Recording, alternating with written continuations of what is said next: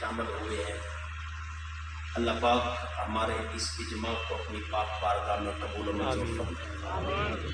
صاحبان محتشم، میں نے سرنامہ کلام سے سورہ زمر، یہ قرآن کا 39واں سورہ ہے، اور اس کی آیت جو آپ کے سامنے ہدیہ کی اس کا نشان 53 ہے۔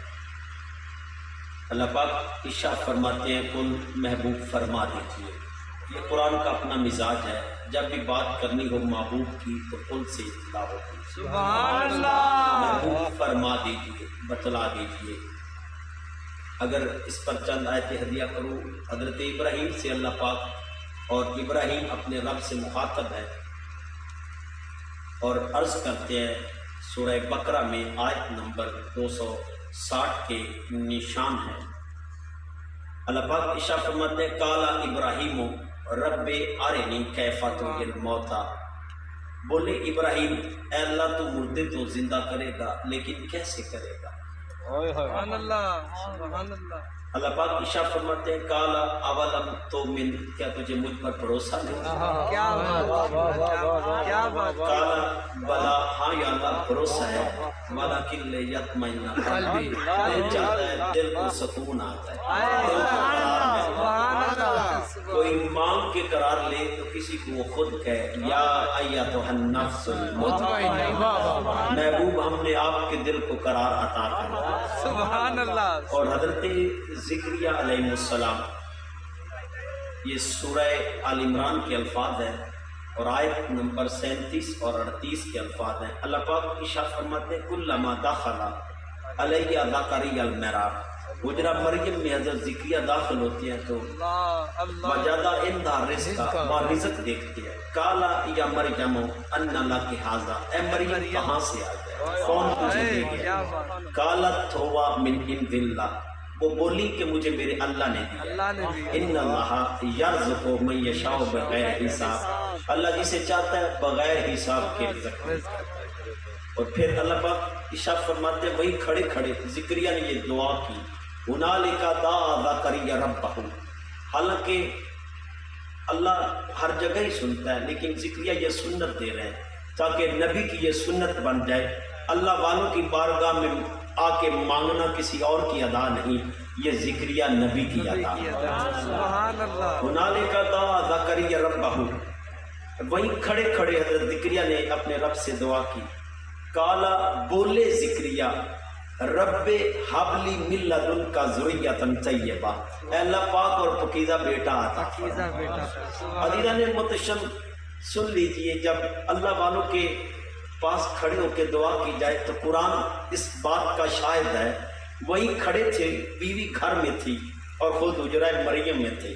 میں اس سے اگلی آیت بھی پڑھ رہا ہوں، فنادتہ الملائکۃ وہو قائم یصلی فی المحراب، ابھی حجرہ مریم میں ہی تھے تو اللہ پاک نے فرشتوں کو بھیج دیا، ان اللہ یبشرک بیحییٰ، آپ نے تجھے یحییٰ دے دیا، مصدقا بکلمات من اللہ وسیدا وحصورا ونبیا من الصالحین، 4 خوبیوں والا بھیج دیا۔ تو دوستان گرامی قدر، بولے ذکریہ، اب سورہ مریم کے الفاظ پڑھ رہا ہوں، یہ قرآن کا 19واں سورہ ہے اور اللہ پاک ارشاد فرماتے ہیں، یہ واقعہ حضرت عیسیٰ اور مریم کا ہے، اور شہر ناصرہ میں جب حضرت مریم علیہ السلام داخل ہوئی تو شور و غل بپا ہو گیا، آپ کی گودی میں بچہ تھا اللہ اور آپ کا نکاح نہیں ہوا تھا، تو حیران ہو کے پوچھتے ہیں یا اخت ہارون ما کانا ابوک امرأ سوء وما کانت امک بغیہ،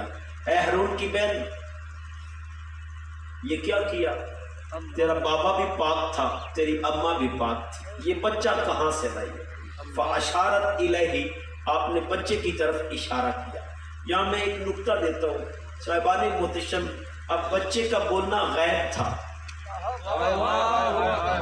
اب حضرت مریم کوئی نبیہ نہیں ہے، نبی کی اماں ہے، جب نبی کی ماں کو اتنا علم ہے کہ بچے کا بولنا غیب ہے اور وہ غیب جانتی ہے تو بیٹے کا حال کیا ہو۔ فاشارت الیہ، آپ نے بچے کی طرف اشارہ کیا تو بچہ پکار اٹھا، دوستان گرامی قدر، ابھی بچے کے بولنے سے پہلے وہ بولتے ہیں کالو کیفا نکلم من کانا فی المہد صبیا، ہوش کے نہ کر لے، کبھی گودی کے بچے بھی بولے۔ اللہ ذرا خیال تو کر مریم کیا کہہ رہی ہے، ابھی یہ بات کر ہی رہے تھے تو اتنے میں بچے کو جلال آ گیا۔ ماں کو بات کرے تو بچے کیسے چپ رہ جائے؟ صاحبان محتشم ذہن نشین کر لیں، ہر بات پر اتفاق کرتا ہوں، اتفاق کا قائل ہوں، لیکن اماں پر بات کرنے کا قائل نہیں ہوں کہ کوئی میری بات کو بات کرے اور میں خاموش رہوں۔ یہ عیسیٰ کو گوارا ہی نہیں تھا۔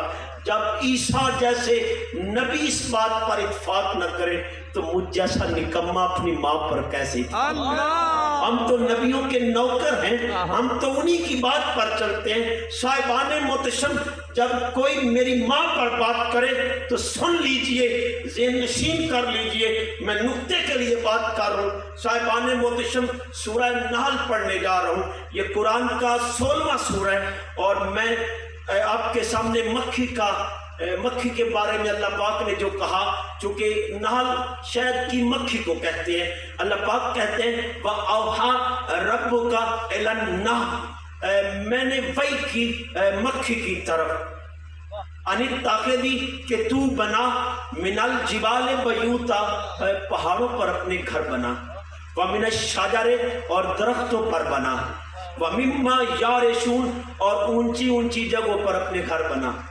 ثُمَّ كُلِي مِن كُلِّ الثَّمَرَاتِ اور جو تیرا دل چاہے کھا، پھل کھا پھول کھا، جو تیرا دل آئے ثمرات استعمال کر، لیکن ایک بات یاد رکھ، فصلوں کی سبلا ربی کی ذللا، جو اللہ نے تیرے لیے متعین کیا ہے اس سے گمراہ نہ ہونا، اس راہ پر چل، یخرج من بطونها شراب مختلف الوانہ، اس کے رنگ تو مختلف ہو سکتے ہیں، لیکن اللہ قرآن میں کہہ رہا ہے فی شفاء للناس، اس میں اللہ نے شفا رکھی، اس میں اللہ نے شفا رکھی ہے۔ صاحبان محتشم مکتب فکر جو بھی ہو، میں کسی پر تنقید نہیں کرتا، لیکن اماں کو کوئی بات کرے تو برداشت بھی نہیں کرتا۔ صاحبان محتشم اب میں کسی بھی مکتب فکر سے پوچھوں مکھی کے شہد میں شفا ہے یا نہیں، یہ تو مکھی کی بیٹ ہے۔ صاحبان محتشم ہر ایک یک زبان ہو کے بولے گا کہ مکھی کے اس پیشاب میں شفا ہے، مکھی کے اس فضلے میں شفا ہے۔ بھائی کیوں شفا ہے؟ کہا قرآن نہیں پڑھا، فی شفاء للناس، قرآن کہہ رہا ہے اس میں شفا، میں نے تو 2 کلو پیا لیکن مجھے شفا نہیں، کہا اس میں شفا ہے، تیرے مقدر میں شفا نہیں۔ صاحبان محتشم ہر ایک مکتب فکر کا بندہ بولے گا تیرے مقدر میں شفا نہیں، اس میں شفا ہے، یہ شفا رکھتی ہے تیرا رب کہہ رہا ہے فی شفاء للناس۔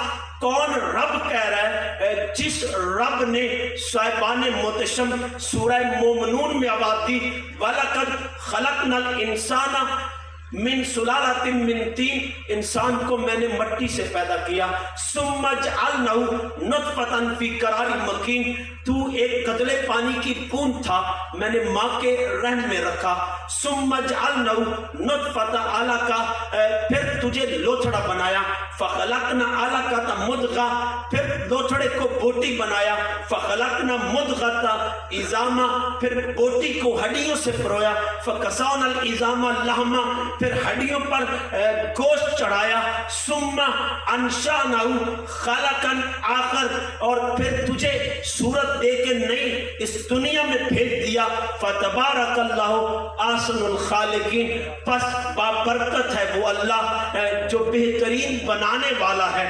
صاحبان محتشم ہر ایک کا جواب ہوگا تو نے قرآن پڑھا ہے، قرآن کہہ رہا ہے فی شفاء للناس، اس میں شفا ہے، یہی قرآن کہہ رہا ہے انما یرید اللہ لیذھب عنکم الرجس اہل البیت ویطہرکم تطہیرا۔ قرآن جسے پاک کہے اسے پاک مان، تیرے کہنے سے وہ پلید نہیں ہوگا، تیرے کہنے سے اگر مکھی کی شفا بدل نہیں शक्ति तेरे कहने से कोई पाक पलीद नहीं हो सकता। जिसको अल्लाह पाक करे उसको कोई कर नहीं सकता।